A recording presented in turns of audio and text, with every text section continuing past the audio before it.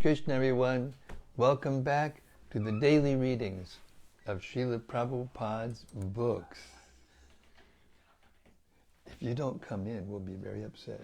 You must. You can sit in the bed. Right here in Haven, the live studios, Hive, Southwest England, Kent. We're here with Abhay Das Brahmachari and Bhakta Seb, who came here and spent the day with us. We like him too much. He put together a chair that came from Houston. He helped set up our new Wi-Fi system, which works like grease lightning. And the truck from the company, we didn't call. They just happened to be downstairs somehow or other. I looked at the window and I saw the truck. I sent Seb down there. The guy comes up. You know, he didn't have anything to do, but he just told us different things. And then he said, "Oh yeah, I have a wire." And he brings this huge first-class wire. What do they call that? Ethernet connection. And now I'm connected straight to my computer with the thing. It was mystical. Everything is mystical. Everything is always mystical. Krishna's doing everything, but just every once in a while we figure it out, or it's so obvious, you know? Okay, so here we are, back in the real world, hearing Caitanya-caritämrta together. Bhaktisiddhanta Saraswati Thakur, the Caitanya-caritämrta was his life and soul. And therefore, it was our Srila Prabhupada's life and soul as well. And he spoke this very poetic, not to be taken literally, but poetic glorification of the Caitanya-caritämrta.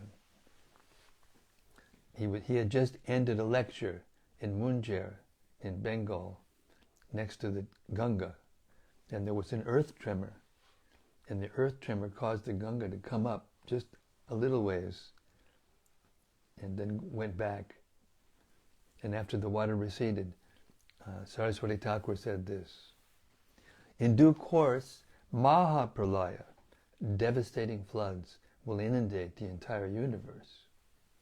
If you attempt to survive by swimming in that deluge, then do not neglect to take hold of Bhagavad Gita, Srimad Bhagavatam, and Sri Caitanya-caritämrta. Or, if you cannot hold all three, then release Bhagavad Gita. If necessary, you may also relinquish Srimad Bhagavatam, but under no circumstances release your hold on Sri Caitanya-caritämrta. For if this one book remains, then the flood can do no actual damage, because after the flood has subsided, the message of Shastra can be revived from Sri Caitanya-caritämrta alone, it being the essence of all Shastra." Jai Jai Sri Chaitanya, Jai Nityananda, Jaya Dvaita Chandra, Jaya Gaura Bhakta Vrinda,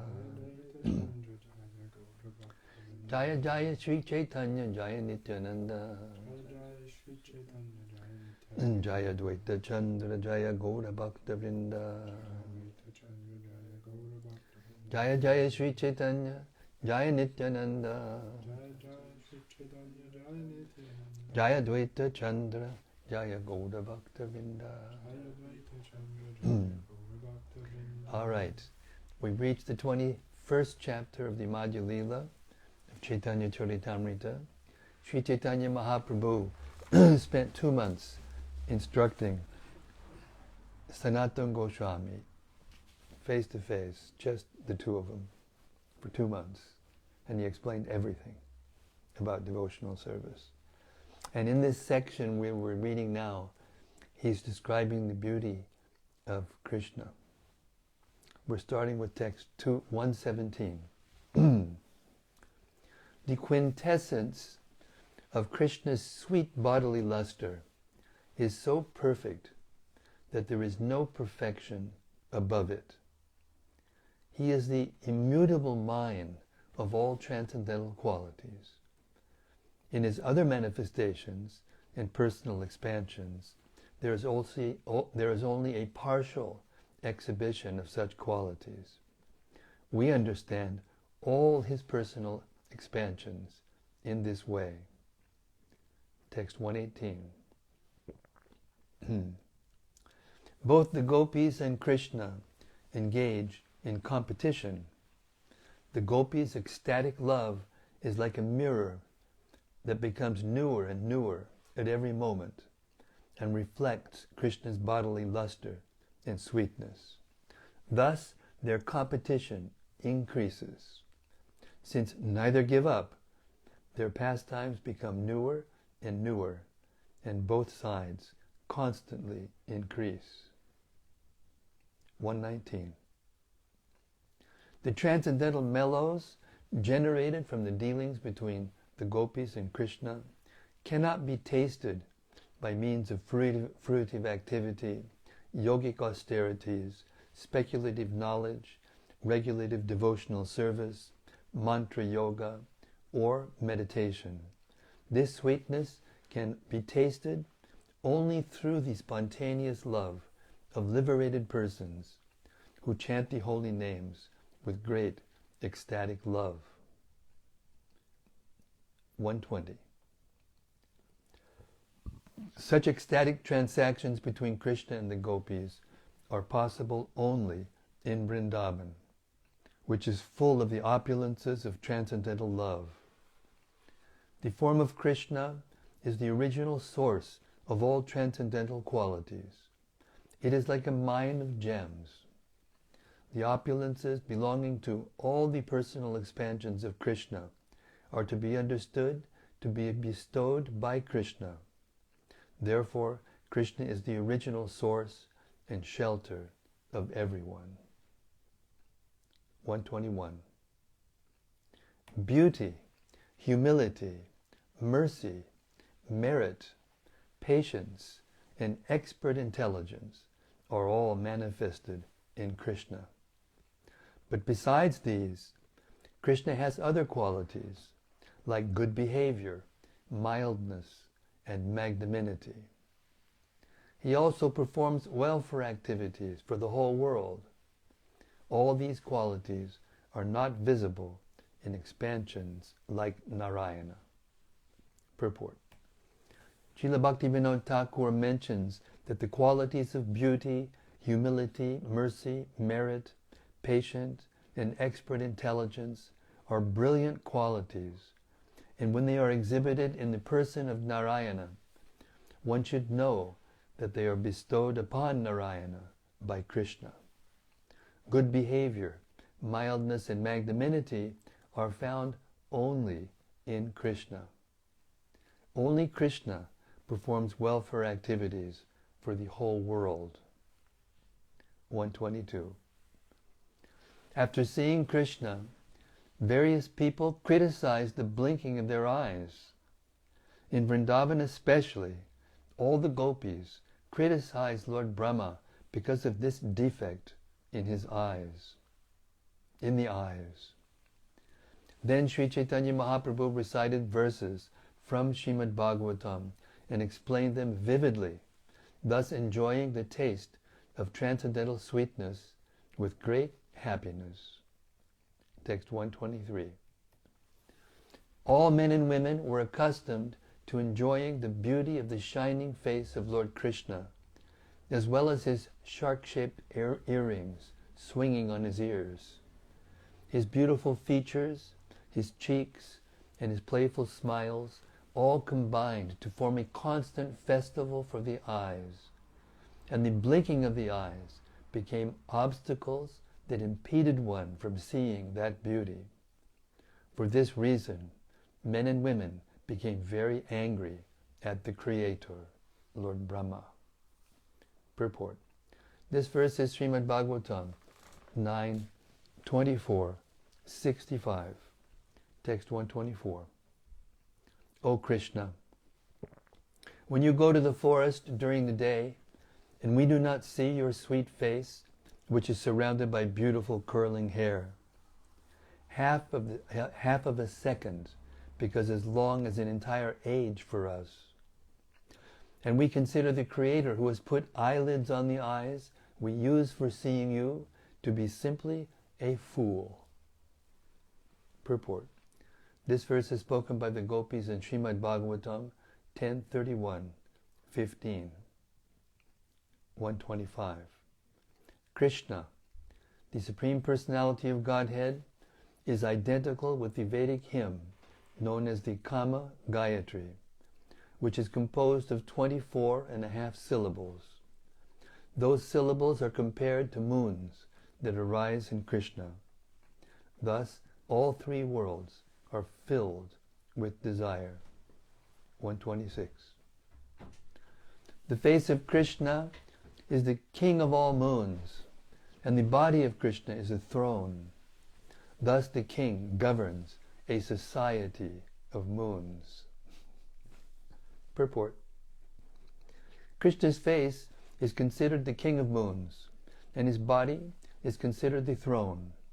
All the other chandras, moons, are considered to be subordinate moons. His left cheek is a moon, and his right cheek is a moon. His forehead is considered a half moon. The spot of sandalwood pulp on his forehead is considered a moon, and his fingernails and toenails are also different moons. Text 127. Krishna has two cheeks that shine like glowing gems. Both are considered full moons. His forehead is considered a half moon, and the spot of sandalwood there is considered a full moon. 128. His fingernails are many moons. His fingernails are many full moons, and they dance on the flute in his hands. Their song is the melody of that flute. His toenails are also many full moons, and they dance on the ground. Their song is the jingling of his ankle bells. 129. Krishna's face is the enjoyer king. That full moon face makes his dark, shark-shaped earrings and lotus eyes dance. His eyebrows are like bows, and his eyes are like arrows. His eyes are fixed on the string of that bow. His ears are fixed on the string of that bow, and when his eyes spread to his ears, he pierces the hearts of the gopis. 130. The dancing features of his face surpass all other full moons and expand the marketplace of full moons. Although priceless, the nectar of Krishna's face is distributed to everyone. Some purchase the moon rays of his sweet smiles, and others purchase the nectar of his lips. Thus, he pleases everyone. 131. Krishna has two reddish, widely spread eyes. These are ministers of the king, and they subdue the pride of Cupid, who also has beautiful eyes. That face of Govinda, which is full of happiness, is the home of the pastimes of beauty, and it is very pleasing to everyone's eyes. 132. If by devotional service one gets the results of pious activities and sees Lord Krishna's face, what can he relish with only two eyes? His greed and thirst increased twofold by seeing the nectarian face of Krishna. Due to his inability to sufficiently drink that nectar, he becomes very unhappy and criticizes the Creator for not having given more than two eyes. 133. When one who sees Krishna's face becomes dissatisfied in this way, he thinks, why didn't the Creator give me thousands and millions of eyes? Why has he only given me two? Even these two eyes are disturbed by blinking, which keeps me from continuously seeing Krishna's face. Thus one accuses the Creator of being dry and tasteless due to engaging in severe austerities. The Creator is only a dry manufacturer. He does not know how to create and set things in their proper places. Text 134. The Creator says, "Let those who will see Krishna's beautiful face have two eyes." Just see the lack of consideration exhibited by this person posing as a creator. If the Creator took my advice, he would give millions of eyes to the person who intends to see Sri Krishna's face. If the Creator will accept this advice, then I would say that he is competent in his work. 135. The transcendental form of Lord Sri Krishna is compared to an ocean of sweetness. A particularly extraordinary vision is the moon above that ocean, Sri Krishna's face. And an even more extraordinary vision is his smile, which is sweeter than sweet, and is like shining beams of moonlight. While speaking of these things with Sanatana Goswami, Sri Caitanya Mahaprabhu began to remember one thing after another. Moving his hands in ecstasy, he recited a verse. Madhuram, Madhuram, Vapur Asya Vibhor, Madhuram, Madhuram, Vadanam, Madhuram, Madhugandhi Mridu, Smritameita Daho, Madhuram, Madhuram, Madhuram, Madhuram. O my Lord, the transcendental body of Krishna is very sweet, and his face is even sweeter than his body. But his soft smile, which has the fragrance of honey, is sweeter still. Purport. This verse is quoted from Caitanya-caritämrta, 92, by Bilvamangal Thakur. Text 137. My dear Sanatan, the sweetness of Krishna's personality is just like an ocean of ambrosia. Although my mind is now afflicted by convulsive diseases, and I wish to drink that entire ocean, the repressive physician does not allow me to drink even one drop. Purport. When there's a combination of kapha, pitta, and vayu, the three bodily elements, there occurs sanipati, or a convulsive disease. Lord Chaitanya said, "This disease of mine is caused by the personal features of Lord Krishna." The three elements are the beauty of Krishna's body, the beauty of his face, and the beauty of his smile. Stricken by these three beauties, my mind goes into convulsions. It wishes to drink the ocean of Krishna's beauty, but because I am undergoing convulsions, my physician, who is Krishna himself, does not even allow me to take a drop of water from that ocean. Sri Chaitanya Mahaprabhu was ecstatic in this way because he was presenting himself in the mood of the gopis. The gopis wanted to drink the ocean of sweetness arising from the bodily features of Krishna, but Krishna did not allow them to come near. Consequently, their desire to meet Krishna increased, and being unable to drink the ambrosia of Krishna's bodily features, they became very unhappy. Text 138.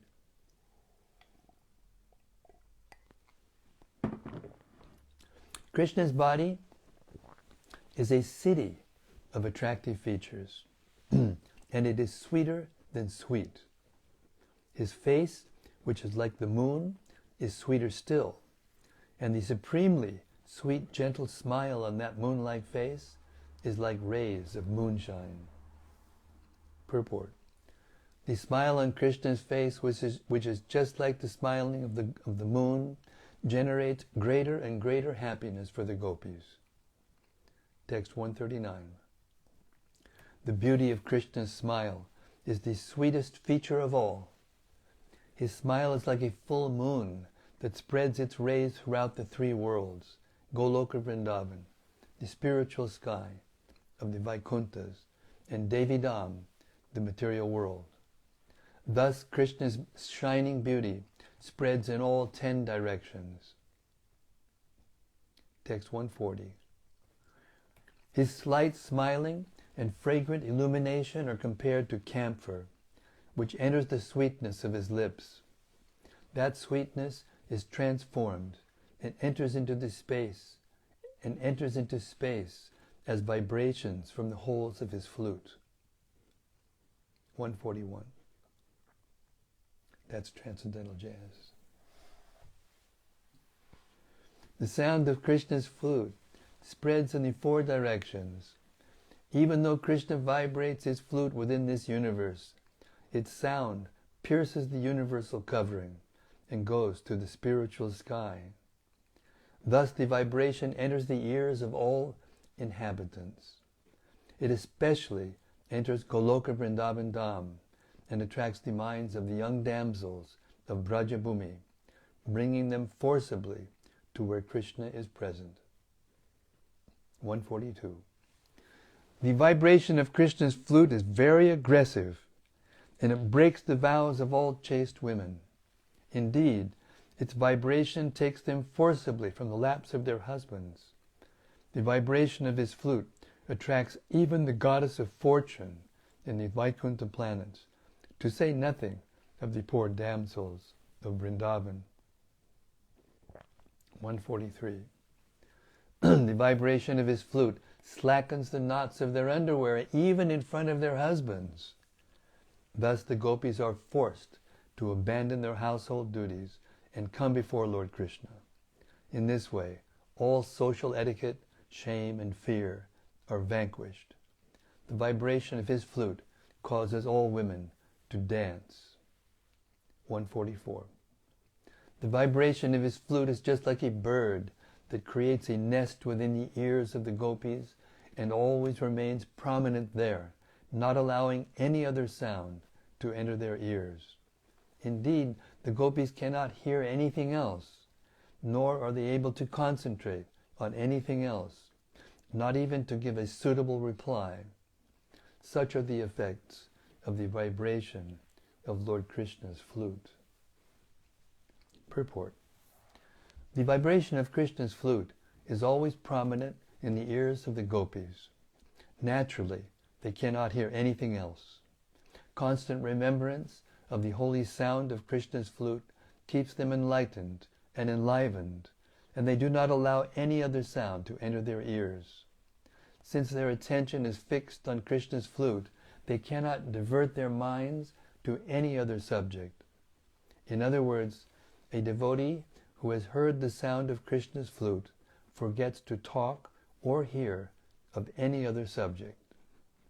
This vibration of Krishna's flute is represented by the Hare Krishna Maha Mantra. A serious devotee of the Lord who chants and hears this transcendental vibration becomes so accustomed to it that he cannot divert his attention to any subject matter not related to Krishna's beautiful characteristics and paraphernalia. 145. Resuming his external consciousness, Sri Caitanya Mahaprabhu told Sanatana Goswami, "I have not spoken of what I intended. Lord Krishna is very merciful to you because by bewildering my mind, he has revealed his personal opulence and sweetness. He has caused you to hear all these things from me for your understanding." Purport. Sri Caitanya Mahaprabhu admitted that he was speaking like a madman, which he should not have done for the understanding of those who are externally situated. Statements about Krishna's body, his characteristics, and his flute would appear like a madman's statements to a mundane person. It was actually a fact that Krishna wanted to reveal himself to Sanatana Goswami due to his specific mercy upon him. Somehow or other, Krishna explained himself and his flute to Sanatana Goswami through the mouth of Sri Caitanya Mahaprabhu, who appeared as though mad. Sri Caitanya Mahaprabhu admitted that he wanted to tell Sanatana Goswami something else, but somehow or other, in transcendental ecstasy, he spoke of a different subject matter. 146. Since I have become a madman, I am saying one thing instead of another. This is because I am being carried away by the waves of the nectarian ocean of Lord Krishna's transcendental sweetness. 147. Sri Chaitanya Mahaprabhu then remained silent for a moment. Finally, adjusting things within his mind, he again spoke to Sanatana Goswami. If anyone gets an opportunity to hear about the sweetness of Krishna in this chapter of Sri Caitanya-caritämrta, he will certainly be eligible to float in the transcendentally blissful ocean of love of God. Shri Rupa Raghunatha Pade Yara Ash Caitanya-caritämrta Kahe Krishna Das. Praying at the lotus feet of Sri Rupa and Sri Raghunath, always desiring their mercy, I, Krishna Das, narrate Sri Caitanya-caritämrta, following in their footsteps. Thus end the Bhaktivedanta purports of Sri Caitanya-caritämrta, Madhya-lila, 21st chapter, describing the blissful characteristics of Krishna. Jai Shri Krishna. Jai Sri Chaitanya Mahaprabhu's description of the sweetness of Sri Krishna in all his characteristics. Haribol. Jai. Well, pretty tough to read anything after that. Okay.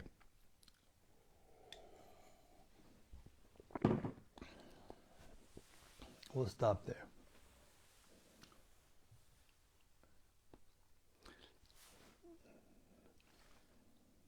Hare Krishna. Any reflections, comments, discussions?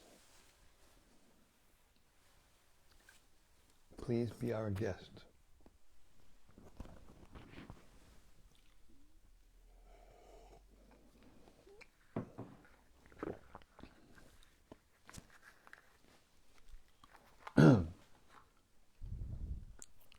It doesn't get any better than that. Go ahead. First comment was from Gopakanya-devi-dasi. Gopakanya-devi-dasi. Hare Krishna. She says, Hare Krishna, dear Maharaj. Jai Srila Prabhupada. Jai Prabhupada. Rati Manjari.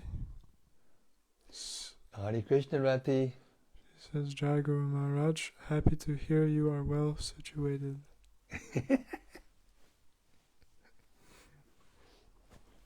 We're too lucky. We're too fortunate for words. Hare Krishna. Thank you.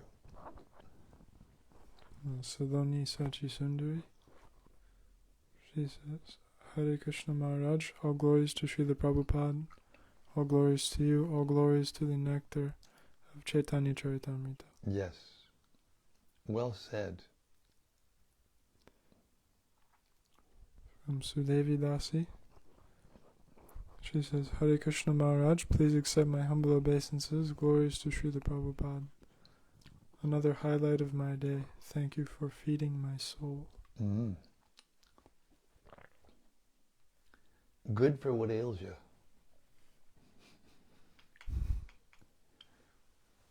From Brian. Bhakta Brian, Haribol. He says, Hare Krishna Maharaj, please accept my humble obeisances and sincere apologies. Due to work commitments, I missed last evening's live broadcast. I managed to catch up today, and I am all ears this evening. Hare Krishna, Hare Krishna. Thank you for being so loyal and for having such a taste. It's rare.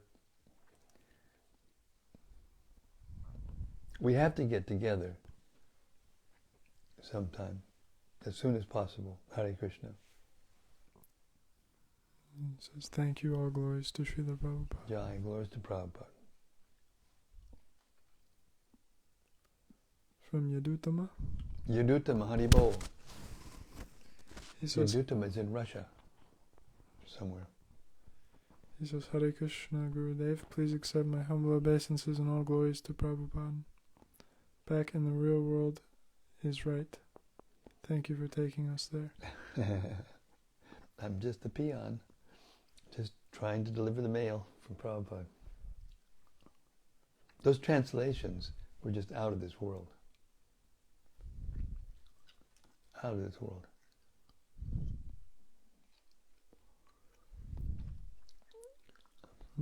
Attila? Huh? Attila? Oh, Hare Krishna Attila, Bhakta Attila. He says, Hare Krishna Maharaj, please accept my humble obeisances. A lot of obeisances flying around the room right now. Hare Krishna. You guys are all, turned into mad people by reading this, hearing this Caitanya-caritämrta. And from Mrinalini, Devi Dasi. Who? Mrinalini. Mrinalini, Devi Dasi, Hare Krishna. She says, Hare Krishna Maharaj, Jai Srila Prabhupada. Hare Bo. From Kuru, he says, Hare Krishna. I think this reading swept him away a little bit. Sounds like it. Oh, there's a comment from Sudevi Dasi. Uh-huh. She says, in text 144, this vibration of Krishna's flute is represented by the Hare Krishna Mahamantra. After the descriptions of the effects of Krishna's flute, it was wonderful to hear this. If we chant the holy names with all our attention, faith, and love, we will be enchanted by Krishna as well. The sound of Krishna's flute is what enters Lord Brahma's ear, and it comes out from his mouth as the Gayatri Mantra. And from the Gayatri Mantra comes all the Vedas. Therefore, everything is contained within the Hare Krishna Maha Mantra. And there's a very wonderful comment, and I'm not sure exactly, was either Raghunath Das Goswami or one of the 6 Goswamis commented that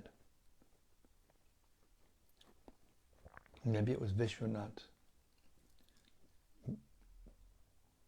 Chakravarti Thakur, but there is no source of the Hare Krishna mantra. The Hare Krishna mantra is eternally existent. But in order to understand just how intimate it is, how special it is said that when Srimati Radharani was in the peak of her feeling separation from Krishna, she chanted this mantra. That's the source of the mantra. Even though there's no source. Hare Krishna. And from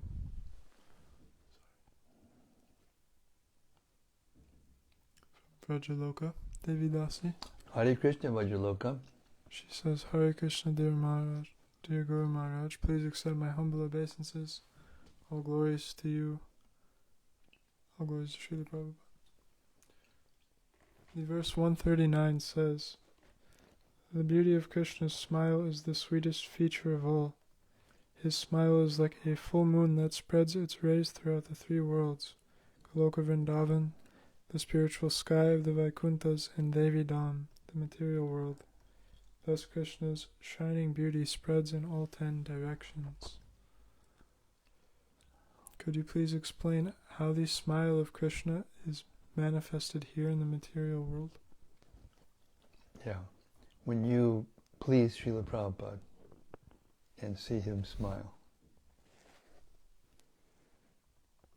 If you've ever seen videos of Prabhupada when he smiles, Sally Agarwal, right, when he first came to America, he stayed with her and her husband, who was the son of a friend of Prabhupada's from Agra or someplace. And anyway, he was the one who gave the invitation or the sponsorship for Prabhupada to go to America. And Sally Agarwal, they had one little child, at least one, and Prabhupada was there for his first steps. And there's a famous picture of Prabhupada holding the child's hands in the air and helping him with his first steps. And he has this smile on his face. And Sally Agarwal described the smile as oceanic. An oceanic smile. She said it filled up the whole room, and she became completely attached to him from that time on. Hare Krishna.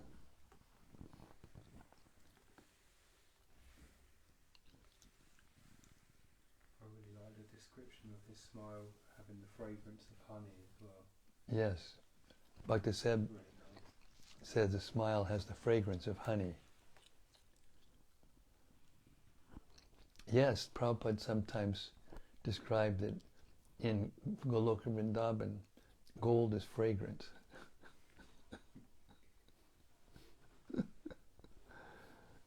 They want the cheap stuff here. They get all enamored by this glitter of gold. But in the spiritual world, you can have fragrant gold.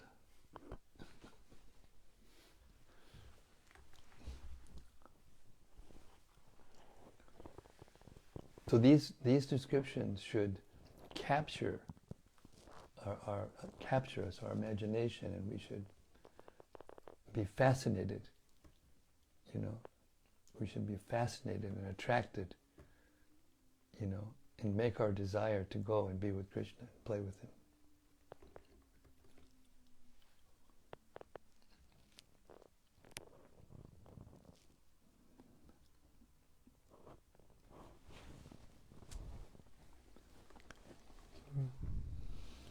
Comment here from Carol Mapleson.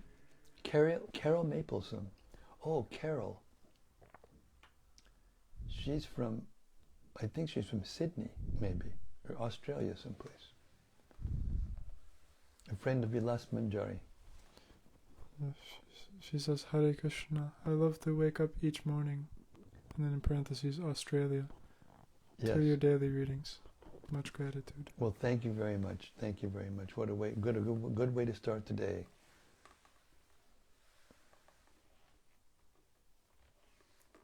And a comment from Rati Manjari. Yes, Rati. She says, Dear Guru Maharaj, please accept my humble obeisances. Another short but very sweet reading tonight. Even though it is way over my head, I loved hearing about the beauty and sweetness of Krishna. It's so wonderful to hear how worthy Krishna is, and so fascinating indeed. I thought, what came into my mind was how wonderful it was that Lord Chaitanya admitted to Sanatan that I'm a madman to speak these things to you, but actually you must have deserved to hear it.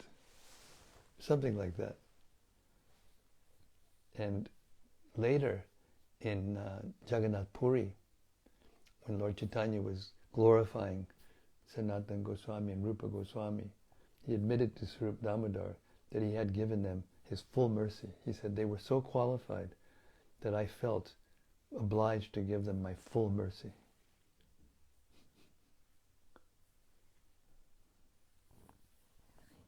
And this is what it meant, you know, the descriptions of Krishna, to capture the imagination, not the imagination, but it's a poetic expression, capture the imagination of one who deserves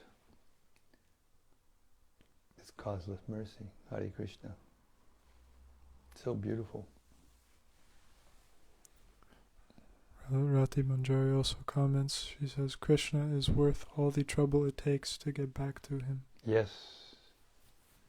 There's a verse in, there's a commentary by Sridhar Swami in the 10th canto of Srimad Bhagavatam, that famous verse, Tate Nukampam Sushimikshimana, where it says that the devotee tolerates the reactions of his previous sinful activities, all the while patiently waiting and glorifying Krishna with his body and his mind and his words. And Sridhar Swami comments that he thinks that it's a small price to pay for being able to, again, be with Krishna.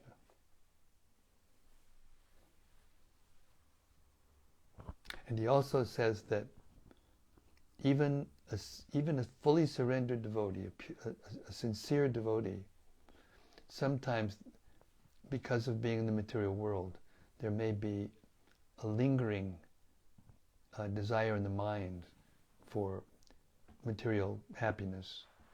And so Krishna arranges things in such a way that the devotee can be relieved from those things. And he says, and it may appear externally sometimes to be some kind of sinful reaction, but actually what it is it's medicine administered by the personal hand of the Lord. So once you surrender to Krishna, even once, sincerely, even if you can't do everything that you would like to do in devotional service, devotional life, still, just once, if you actually sincerely give yourself to Krishna, from that time on, he takes personal charge. That's very difficult to understand. Extremely difficult. How a person could be that merciful. That's the glories of Krishna, the ultimate glory of Krishna, the mercy that he bestows upon his devotees, especially in this material world.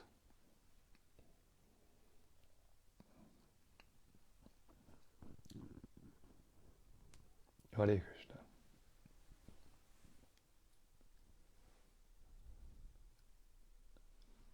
Rajaloka Devidasi says, thank you so much, Gurudev, for this sweet answer. Hare Krishna.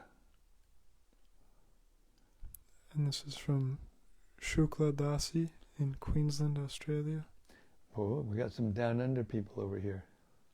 She says, Hare Krishna Maharaj, I share your classes every day. Thank you. Well, I mean, you just made my day to know that so far away you're hearing every day. That's something special. That's something special. Thank you.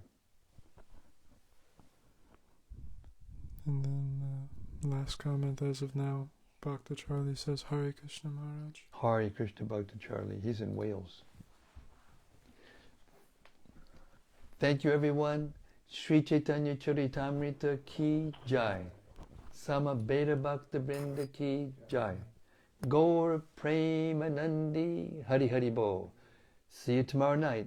Same place, same station, same subject. Until then, Hare Krishna. Bear the separation. Hare Krishna.